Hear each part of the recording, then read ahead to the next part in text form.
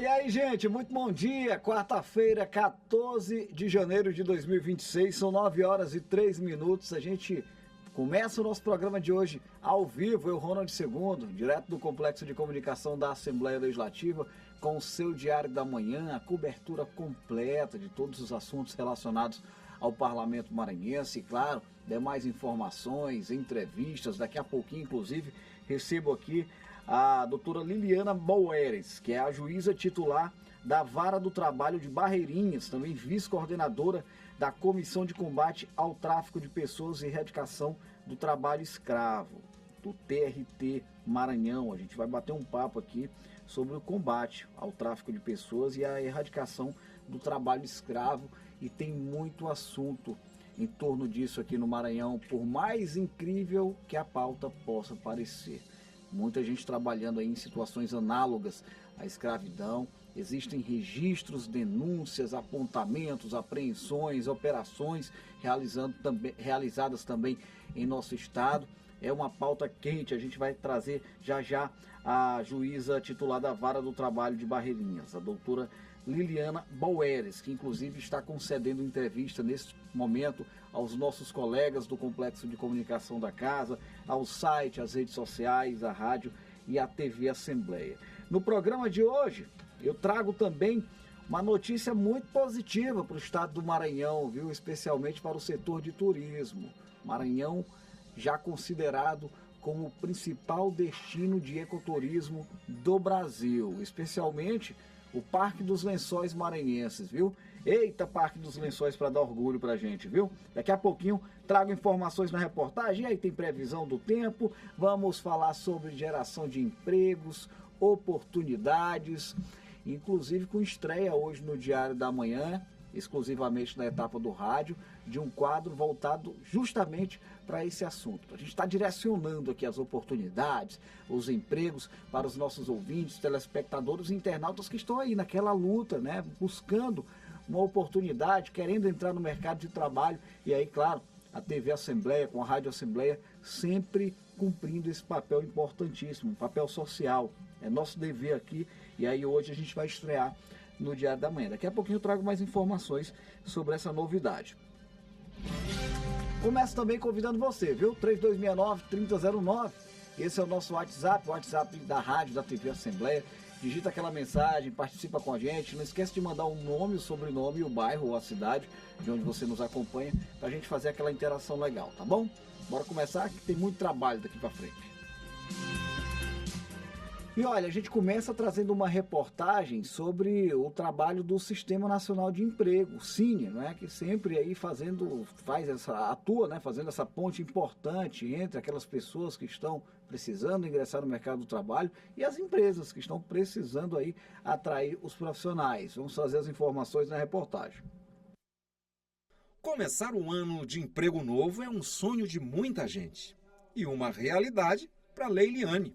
Ela trabalha com vendas e, por meio do SINE, Sistema Nacional de Emprego, está se recolocando no mercado de trabalho. A 2000, no ano novo, a gente espera muitas coisas que venham retornos bons para a gente.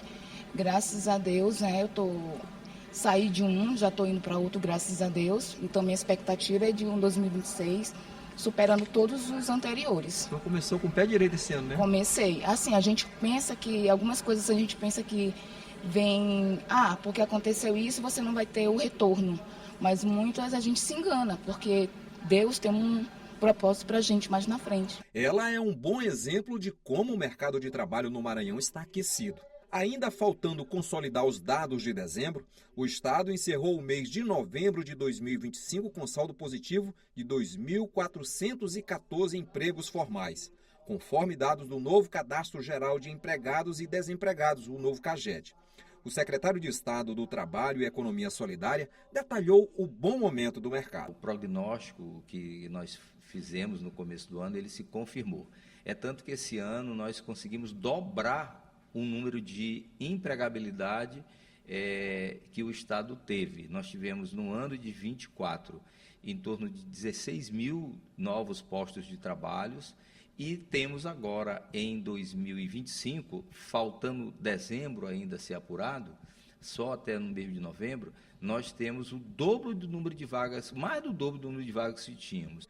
De acordo com os dados do CAGED, o Maranhão registrou 21.754 admissões e 19.340 desligamentos. Os números de novembro consolidaram uma sequência de 11 meses consecutivos com saldo positivo na geração de emprego. No ano passado, o setor de comércio foi o responsável pela criação do maior número de vagas no estado. Foram mais de 1.300 vínculos formais. E isso deverá se repetir em 2026. Esta é a expectativa do mercado e do secretário, que aponta novos investimentos no estado que devem impactar de forma positiva na geração de novos postos de trabalho. Esse ano nós teremos a instalação da State Grid lá no município de Graçaranha, que vai impactar no mercado de trabalho como a Impasa impactou ano passado com suas 2.500 empregados que colocou no mercado e a permanência, quando eles entraram em fase operacional, de mais 700 e poucos, quase 800 trabalhadores de maneira direta, fora os empregos indiretos que estão sendo gerados lá em Balsa, mudando inclusive a planta industrial do Maranhão, que estava submetida apenas a São Luís, em função do porto, e a Imperatriz, em função das atividades de curtume, de frigorífico e de imóveis. E ainda lembrando que em 2026 teremos Copa do Mundo, e com o Carnaval Maranhense se tornando uma das maiores festas do país, e o São João, que já vem atraindo cada vez mais turistas ao estado, o mercado de trabalho no estado deverá permanecer aquecido durante todo o ano. Isso, né? É o que a gente espera. E hoje ainda, como eu falei no começo do programa, na nossa chamada escalada, não é isso? Daqui a pouquinho a gente vai estrear um quadro aqui sobre empregos, oportunidades para a população maranhense. Bora abrir nosso quadro de entrevista que traz aqui um assunto muito sério e, claro, de interesse social. Entrevista.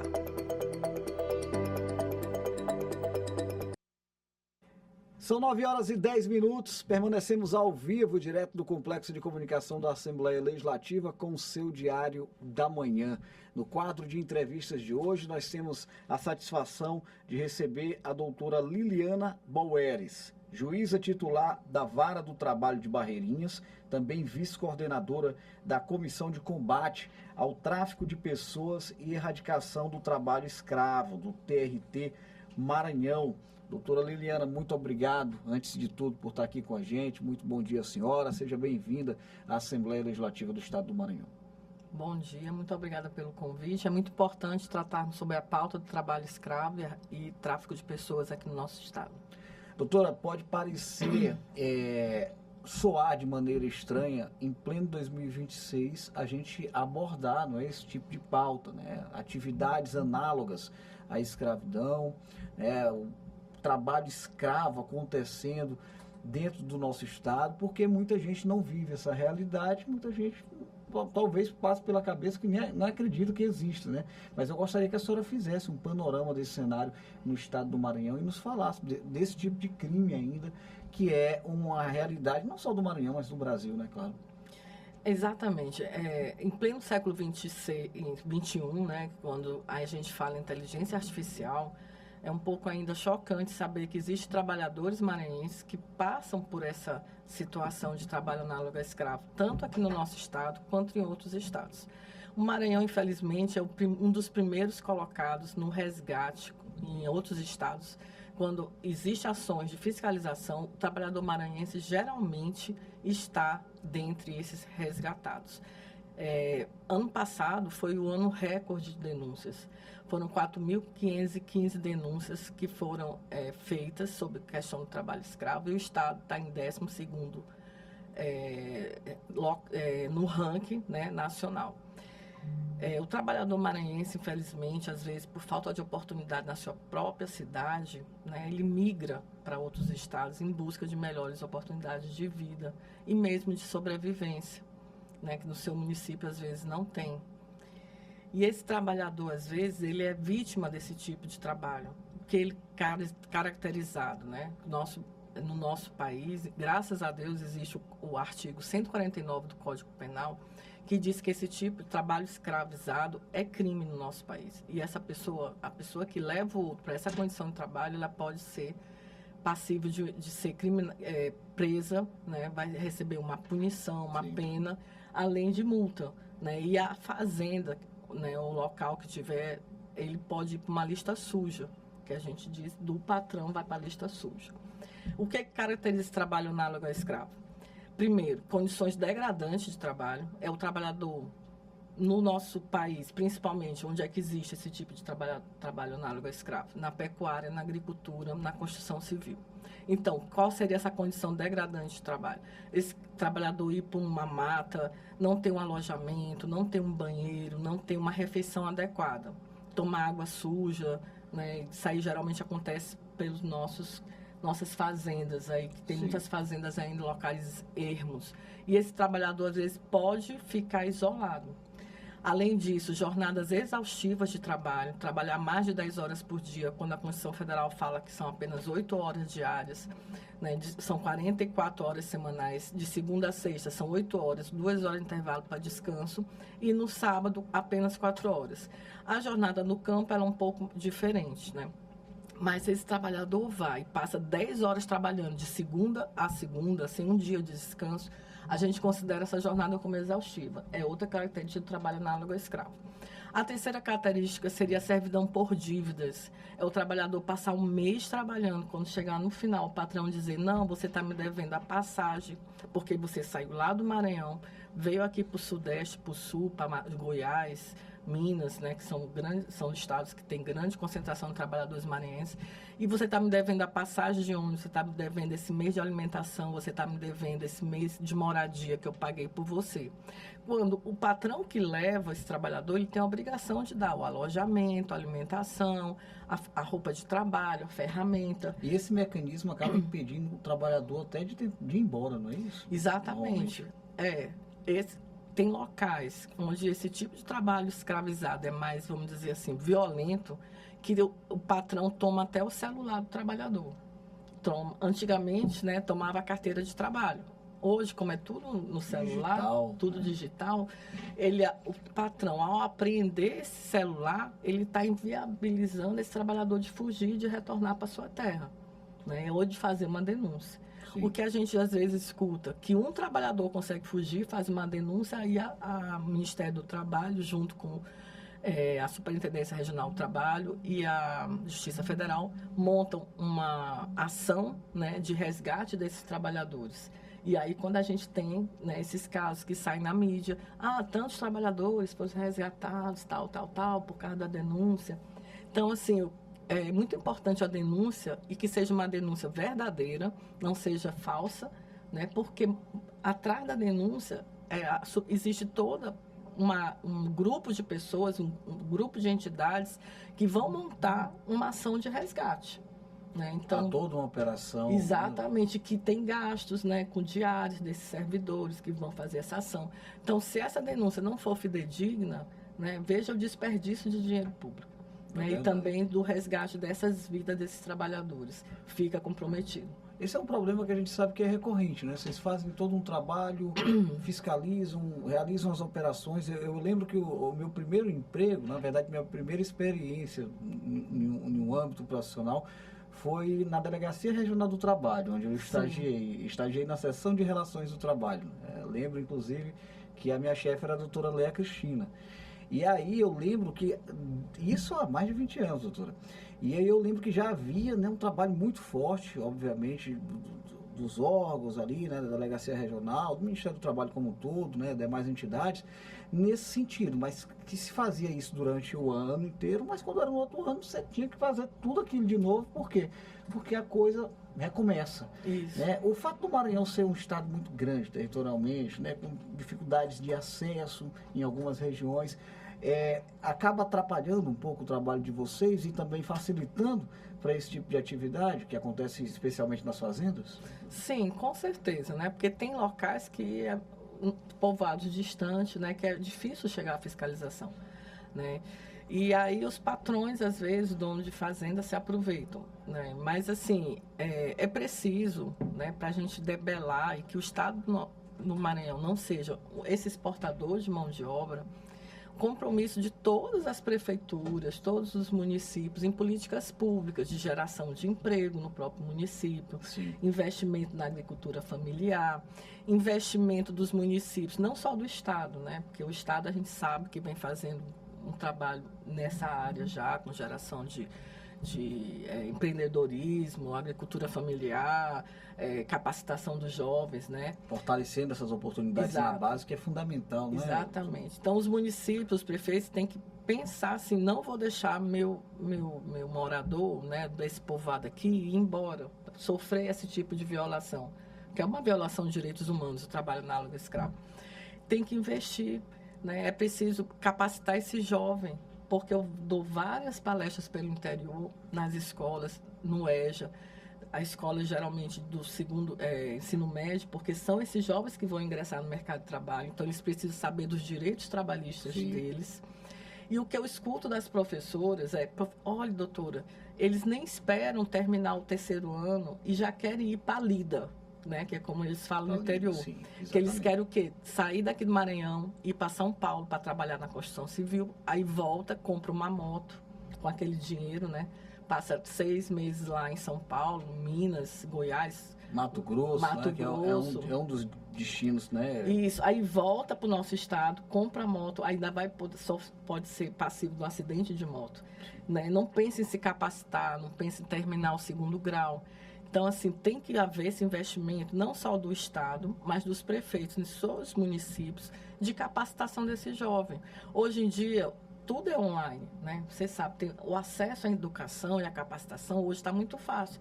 Basta você ter um celular, né? E uma rede, um pacote de dados, né? Uma rede de Wi-Fi que você Exatamente. utilize. O interesse, né? Que é o E principal. o interesse dos jovens, né? Porque eles têm um interesse imediatista. E fora isso também tem outra realidade no nosso estado, que poucas pessoas falam, que nossos jovens vão muito para o garimpo, pensando que no garimpo vão enriquecer. Quando no garimpo é o pior tipo de trabalho escravizado. Porque no garimpo não tem nenhuma condição de trabalho. É no meio da mata, é ali, aquelas dragas, não tem equipamento de proteção, entendeu? Se houver um acidente ali, e se eles não têm a carteira assinada, a empresa não paga o INSS, o jovem vai ficar, vamos dizer, com aquela sequela pro resto da vida. Dados apontam que em regiões de garimpo aí você tem uma vulnerabilidade ainda maior com relação aos riscos de doença, além da violência, né, doutora? Exatamente. Doenças como malária, né? Sim. E outras que você adquire porque é no meio da mata. Violência também, porque eles não deixam sair. Quem vai pro garimpo é vigiado 24 horas, né? Porque para não roubar ouro. Agora a senhora toca num ponto que a senhora está falando aqui, eu estou fazendo uma reflexão, não é? É fundamental a existência dessas políticas públicas que possam dar garantias à população dos municípios para que esses jovens vislumbrem ali, né, um futuro na sua própria cidade, ou quem sabe na região, ou no próprio estado, e parar com esse mito que lamentavelmente existe historicamente no Brasil, não é uma particularidade do estado do Maranhão, de que eu vou embora para São Paulo, vou ficar rico, vou viver. Não existe. Uma fantasia que é vendida para esse pessoal. Quantos ônibus, vários ônibus saem daqui lotados de trabalhadores, achando que vão chegar lá no Mato Grosso para mudar a realidade, chegam lá e vão trabalhar em situação de precária, né? Precárias, né? Que não, às vezes não são pagos todos os direitos trabalhistas. Por exemplo, quem trabalha no campo, cana-de-açúcar, né? Adicional de penosidade, porque passa o dia no sol, né? Adicional de periculosidade, não é pago. Adicional de salubridade para quem trabalha em rede de esgoto, em asfaltamento, né?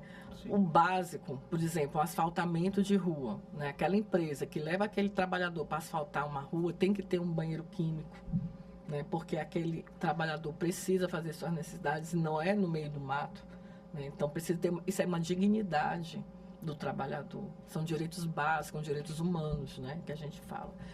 E voltando à questão da capacitação e do jovem, né? É muito importante mesmo que ele permaneça no seu município.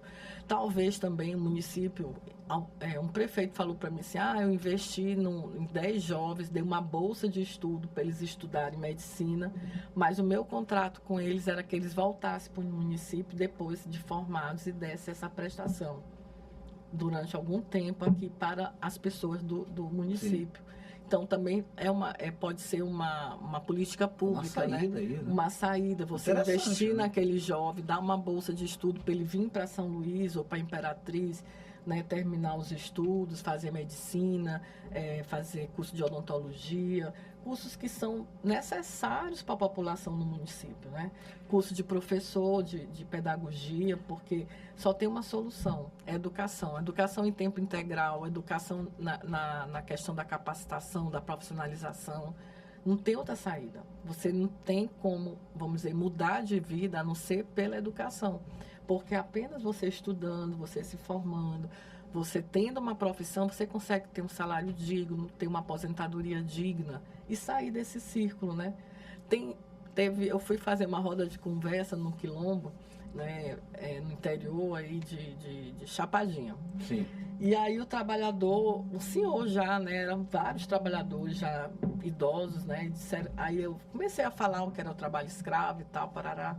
E ele disse, não, doutora, mas eu fui trabalhar no garimpo, eu não era escravizado. Aí eu disse, não, o senhor não era? Aí ele disse, não, eu fui porque eu queria ir, eu fui de livre e espontânea vontade, eu tinha liberdade, não sei o quê. Aí eu perguntei para ele, só fiz 3 perguntas. Me diga que horas que o senhor acordava todo dia para o senhor trabalhar? Não, eu tinha que acordar 4 horas da manhã, na hora que o sol nascesse, e só ia dormir depois que o sol se pôs. Ok. Que horas que o senhor comia? O patrão dava comida? Dava. Era boa a comida? Era mais ou menos. E no final do mês, o senhor recebia quanto? Ele disse, não, a gente só recebia se a gente achasse ouro. Se não achasse o ouro, não recebia. Aí eu olhei para ele e disse assim, isso não era trabalho escravizado? Aí ele parou para pensar, ficou pensando. Ele disse, doutor, acho que eu fui escravizado, né? Porque a senhora também traz, através desse exemplo, um outro ponto muito importante, né? A falta da consciência ali do próprio Exatamente. Os sabe, nossos né? trabalhadores maranhenses, às vezes, não têm essa consciência. Não é só no Maranhão, no modo geral. Claro. No Brasil, o trabalhador, às vezes, que é escravizado, e que, como ele não sabe dos direitos dele, ele acha que aquela é uma condição normal de trabalho. Daí a importância, a gente está sempre discutindo essa pauta, fazendo ações de prevenção, fazendo fóruns de debate, entendeu? Dando essas entrevistas, porque vocês têm um alcance muito grande, né? A mídia tem um alcance muito grande. Então, às vezes, um parente... Quem fica no povoado são as mulheres e as crianças, né? O marido vai em busca de outra oportunidade. Sim. Mas aí, às vezes, a mulher pode dizer, meu marido, tu está sendo escravizado, porque tu não está recebendo teu salário direito, não está recebendo adicional de salubridade, não está recebendo adicional de penosidade. Né? Então, é importante essa disseminação de informação e nós, enquanto Justiça do Trabalho, a gente está nessas 2 áreas, né? Tanto na questão da prevenção, né? Nós temos um projeto chamado Caminhos da Liberdade, que a gente vai... Eu fui ano passado, eu capacitei mais de 2.600 pessoas dando palestras sobre trabalho escravo, trabalho... Isso só em 2025? Só 2025. O ano anterior foi mais de 1.000. Né? Aí projeto de resultados. Isso. Mais de 2.500 A gente foi em pessoas. mais de 10 municípios, não foi mais por causa do tempo, né? Sim. Porque a gente tem também... Tem as outras atividades. Claro. Né? Então, assim, a região de Barreirinha é uma região muito rica turisticamente e está crescendo muito. Então, junto com o crescimento econômico, a gente tem que também trabalhar a questão dos direitos trabalhistas daqueles que estão ali no dia a dia. O guia de turismo, né? A pessoa que trabalha nos estabelecimentos, nas pousadas, as pessoas que trabalham nos bares, né? Os garçons. Então, assim, não basta vir um crescimento desordenado. Tem que vir um crescimento sustentável, com base... Né, no respeito aos direitos mínimos dos trabalhadores. Muito bem colocado. Eu observo aqui, doutora, que o Maranhão ele é o 12º em denúncias de trabalho escravo no Brasil. Foram registradas 59 denúncias e 97 violações de direitos humanos no ano passado. Esse ranking aqui, relacionado ao número de denúncias, significa dizer que essas políticas públicas de incentivo às denúncias estão funcionando mais do que em outros estados? Como é que a senhora observa esses números, dentro de um cenário positivo ou não? Eu acho o seguinte, que o número de denúncias não vai refletir a nossa realidade. Certo. Por quê? 59, né, foi aqui dentro do estado. Sim. Só isso que eu quero fazer uma pequena distinção. Certo. Existe o trabalho análogo escravo dentro do estado e existe o trabalhador maranhense saindo do estado para trabalho análogo escravo em outros estados. Então, foram 59 denúncias dentro do nosso estado.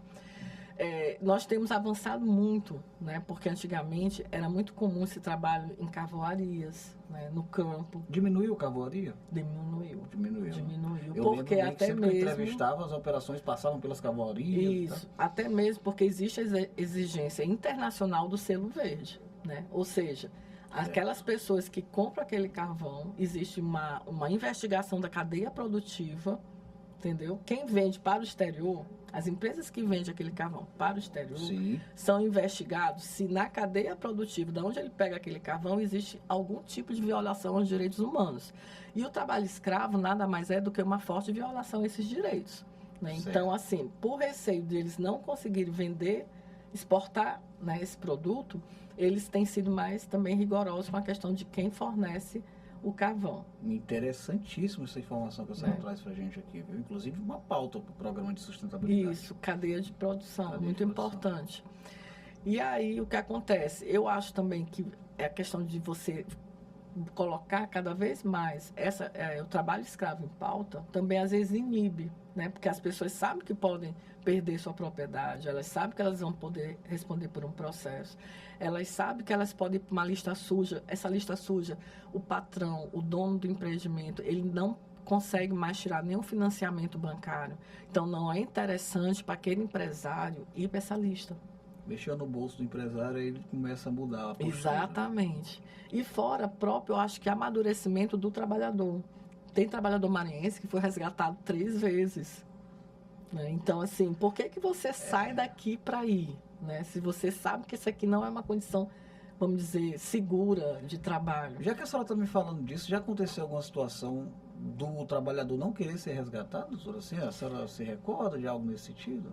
Não é não querer ser resgatado. Às vezes ele acha que ele está bem ali, entendeu? Que ele não é. Então tem que haver um convencimento de explicar para ele, né? Por que não está certo. E aí essas ações, quando existem, às vezes são feitos acordos na hora. Então, o que não era pago para aquele trabalhador, às vezes o empresário, o dono da fazenda, o dono do estabelecimento, é obrigado a pagar, fazer um acordo na hora, reconhecer, assinar a carteira do trabalhador. O trabalhador já entra no seguro-desemprego se ele for demitido, entendeu? Então, assim, é uma coisa, vamos dizer, muito imediata. Né? Então, para a gente, às vezes... A Justiça do Trabalho, ela pelo menos... Ela é muito célere. Ela sempre teve essa característica, né? De celeridade. Às vezes a gente fala, é um processo na Justiça, demora muito, mas quando fala da Justiça do Trabalho, eu sempre tive essa visão, né? De que vocês fazem um trabalho com uma celeridade muito maior do que nos outros âmbitos. Aí o que fica para nós julgarmos, né? O que eu tenho recebido, às vezes, né? São ações de indenização por danos morais por conta do trabalho análogo a escravo, que é morar, por exemplo, num alojamento com 30 pessoas, usar um banheiro. Sim. Imagina, 30 pessoas para usar um banheiro, que horas que você tem que acordar para tomar banho, para ir trabalhar todo dia às 7. Né? Aí você já fica pensando assim, para você ter uma noção do que é a condição degradante de trabalho. Teve casos assim de trabalhador que vai para o meio eu não quero, vamos dizer, para o meio do campo, para o meio da estrada, não quero dizer bem o local, né? Certo. Mas que o banheiro não ficava perto. Então, aí a empresa chega e diz, não, mas a gente mandava um carro para levar esse trabalhador toda vez que ele quisesse no banheiro, levar ele lá no banheiro e voltar. Quando que isso acontecia? Né? Razoabilidade aqui, vamos usar o princípio da razoabilidade. Então, o que acontecia, na verdade... É achar que estão lidando também com crianças, né? Esses argumentos, né? É o que a gente chama princípio do razoável, né? É razoável acreditar que a empresa vai deixar um carro lá esperando o trabalhador, para levar o trabalhador no banheiro toda vez que ele quiser ir? Não. Custa para a empresa botar um banheiro químico perto de onde eles estão trabalhando? Né? É muito mais justo. Então, assim, são essas situações que acabam batendo na nossa porta e que a gente dá prioridade, né? E não só essa, tem casos emblemáticos, né? Lá na Bahia, acho que vocês todos ouviram falar, o caso da BID, né? Que trouxe trabalhadores chineses, né? Que eles também não tinham a menor condição de trabalho. Então, assim, é uma coisa cultural, né? Então, a gente, tanto o trabalhador, culturalmente, ele se coloca nessa situação, quanto os empresários, culturalmente, acham que isso é certo. E se aproveitam, né, dessa vulnerabilidade que acontece em algumas regiões para poder extrapolar a margem de lucro aí, né, em cima da mão de obra do trabalhador, né, humilhando, massacrando. mas porque, lamentavelmente, em algumas regiões há esse tipo de possibilidade ainda, né? E a necessidade é muito grande, né? A necessidade do salário mínimo, né? De você ter todo dia o que colocar na mesa para sua família. Porque esses trabalhadores que estão fora, eles mandam dinheiro para a família que está aqui no Maranhão. Precisa, estão lá. Então, também uma das políticas que poderia se pensar, né, nos municípios, prefeituras, é investir na capacitação dessas mulheres que ficam em casa. Né? Dar cursos de panificação para essas mulheres fazerem pão, docinho, vender, gerar renda no próprio povoado, né? E quando a senhora chama... Fazer uma geleia de fruta. Exatamente. Quando a senhora chama a atenção aqui, né, para a responsabilidade dos gestores municipais, eu também penso, e acho muito válido que a senhora coloque aqui, que a gente tentar combater, o próprio gestor municipal tentar combater essa politicagem que existe em boa parte dos municípios do Brasil, em que no dia da eleição você ganhou a eleição. Já tem até um ditado aqui que diz assim, vocês vão embora para o Mato Grosso, né, porque o nosso grupo político vai ganhar a eleição. Quando, na verdade, depois que você está eleito, você é prefeito de todo mundo. E aí, uma maneira de você, inclusive, atrair público para você, é você dar oportunidades para aqueles também que não votaram em você, não é, doutor? Eu acho que a gente tem que ir virando essa cultura dessa rivalidade política pelo interior do Estado, que acontece principalmente, não é, doutor? É verdade, né? Eu acho que importante seria o prefeito pensar no Estado, no município como um todo, né? Pensar nos problemas do seu município, porque o problema do trabalho análogo a escravo, só do trabalhador do Maranhão sair daqui para ir para outros estados, só vai ser resolvido com educação, com geração de trabalho, geração de renda, talvez incentivá-los a empreendedorismo, né? Da bolsa de estudo, o próprio município ter vagas de aprendizes, né, na sua rede municipal, nas suas secretarias, porque você às vezes dá um estágio para um adolescente, muda a vida. É verdade. Muda a vida daquela família. Às vezes a família não tem nada, né, e um salário, mesmo que seja meio salário, né, porque a aprendizagem seria 4 horas de estudo e 4 horas de trabalho. Isso ali já é uma renda para aquela família, para aquele estudante, né? Agora também tem que, assim, eu sei que é um pouco árdua, uma tarefa gigantesca, e assim, parabenizo a todos os professores da rede municipal, da rede estadual, por lutarem diariamente com esses jovens, né? Porque eles têm também que ter o interesse, né? Porque às vezes tem o meio, claro, né? E não tem o interesse. Mas é importante que, eu acho, né? Acredito também piamente na capacitação, na profissionalização desses jovens, para que eles não queiram sair daqui para ser mão de obra em outros estados.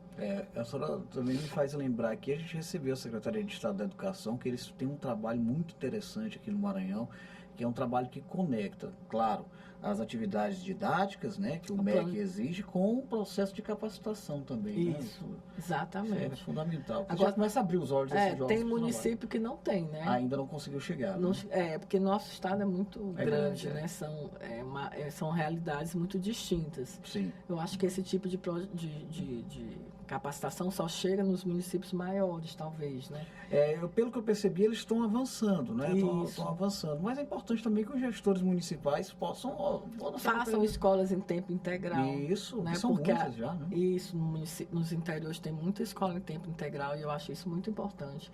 Que dá no contraturno, dá alguma... Até mesmo o esporte muda vidas.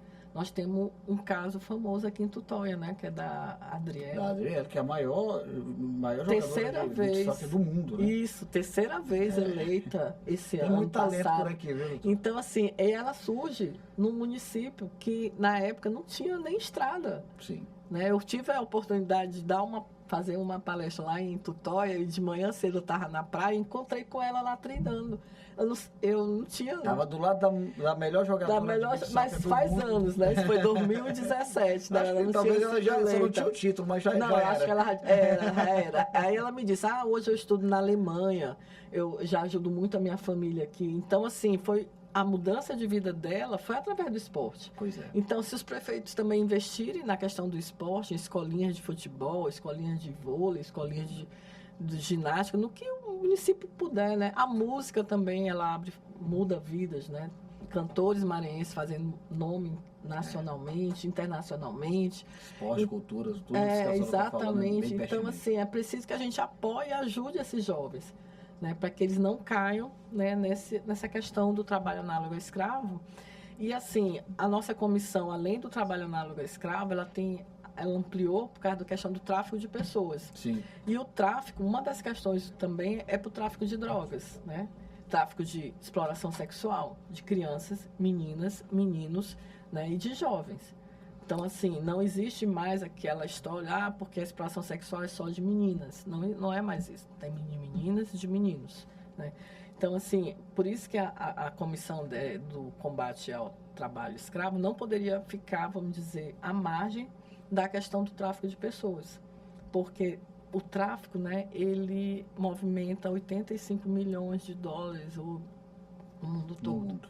Né? São 59 milhões de pessoas na servidão, né, nessa questão, mundialmente, né, falando.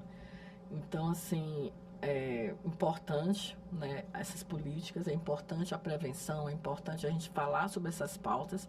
Mais importante ainda são as políticas públicas. E aí você fala uma coisa, você elege o prefeito, mas às vezes aquela população, depois que o prefeito está eleito, ela não tem o poder de exigir que o prefeito, né, faça aquelas políticas, né? Então, assim, é preciso também esse olhar, vamos dizer, um olhar mais apurado desses gestores municipais para essas questões. Um olhar para frente, né? Esquecer um pouco aquela maneira de fazer política do passado e olhar para frente. Olhar o futuro, porque só a educação muda vidas, não tem educação, esporte, a cultura, como você colocou, né? Mas nós podemos chegar lá, né? Nós temos muitos talentos fora, né? Tem pessoas estudando na Alemanha, fazendo doutorado, mestrado, né? Então...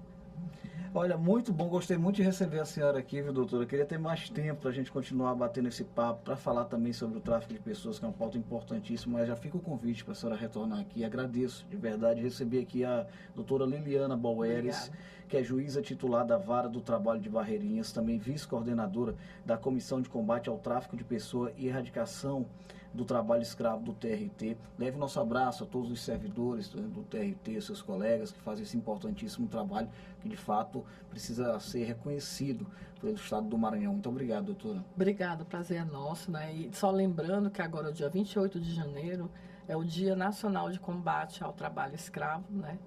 E é um dia que a gente tem que lembrar daquela chacina que aconteceu, que mataram 2 auditores fiscais, ou foram 3 lá em Unaum. Sim. E o nosso Estado tem avançado, o Estado brasileiro tem avançado nesse combate. Eu acredito, né, que futuramente, talvez nós não teremos que falar sobre essa pauta. Realidades diferentes, né, Isso. doutora? Tá bom, mais uma vez, obrigado. A senhora vai retornar com certeza com a gente aqui.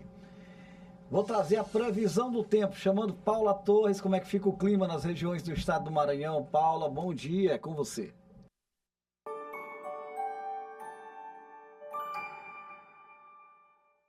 Oi, muito bom dia para você e para todo mundo que começa a quarta acompanhando a gente aqui no Diário da Manhã. Vamos conferir como fica o tempo hoje no nosso Maranhão.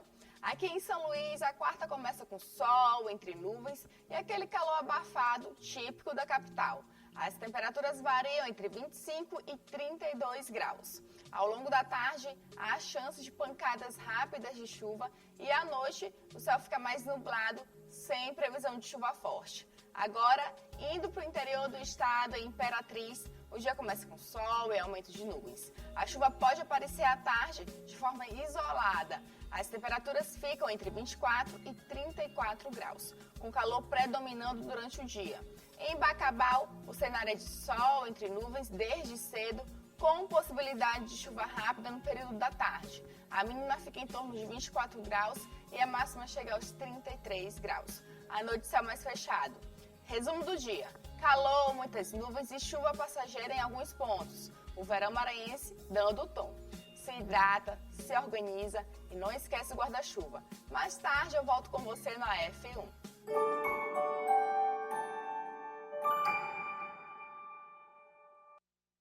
Beleza, Paulo, obrigado pelas informações. Até 1h da tarde no F1 da TV Assembleia, canal 9.2. A gente convida também os ouvintes da rádio a acompanharem a programação da TV. Bora falar sobre notícia boa, especialmente para o turismo, viu? Maranhão se destacando mais uma vez no cenário nacional. Um ranking aponta que o Parque dos Lençóis Maranhenses é o primeiro destino do país quando o assunto é ecoturismo. Vamos trazer as informações na reportagem.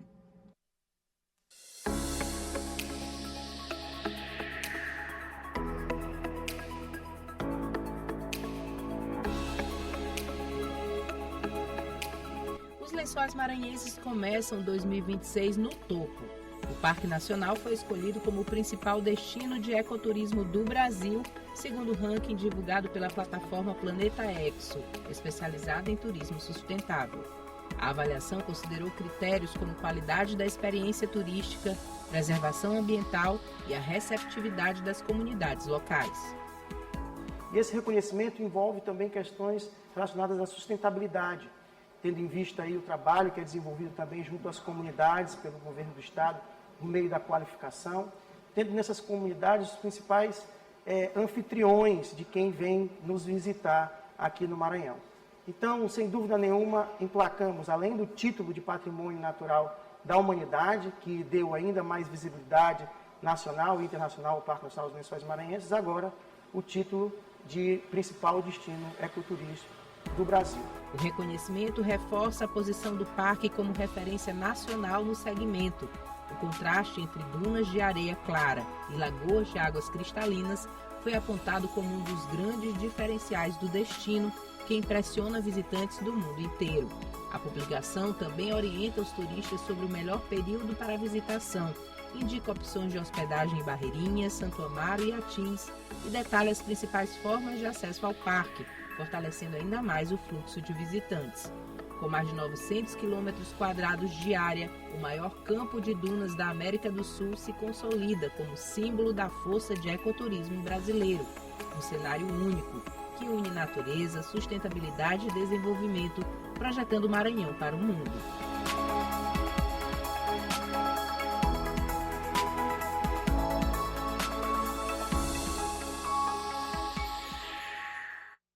Legal, viu? Projetando o Maranhão para o mundo. Carla Bianca soltou uma frase muito bonita de se ouvir, não é? E é o que a gente espera. Boas notícias para a economia do estado do Maranhão, especialmente para o turismo, já que nós estamos falando dos lençóis maranhenses, os lençóis que sempre trazem para a gente boas notícias, notícias positivas. Vamos continuar acompanhando aí essa boa movimentação, viu? Eu vou encerrar aqui, gente, nesse momento, a transmissão simultânea com a TV Assembleia, canal digital 9.2. O Diário da Manhã ele vai permanecer ao vivo pela 96.9 FM e eu lembro tanto aos ouvintes da rádio quanto aos nossos internautas que na TV Assembleia nós teremos hoje, à 1h da tarde, o Assembleia em Foco primeira edição, trazendo toda a movimentação, as atividades relacionadas à Assembleia Legislativa e as demais notícias de interesse da população maranhense. Bom, muito obrigado aos telespectadores pelo carinho. A gente vai se reencontrando, se Deus quiser, aqui pela programação.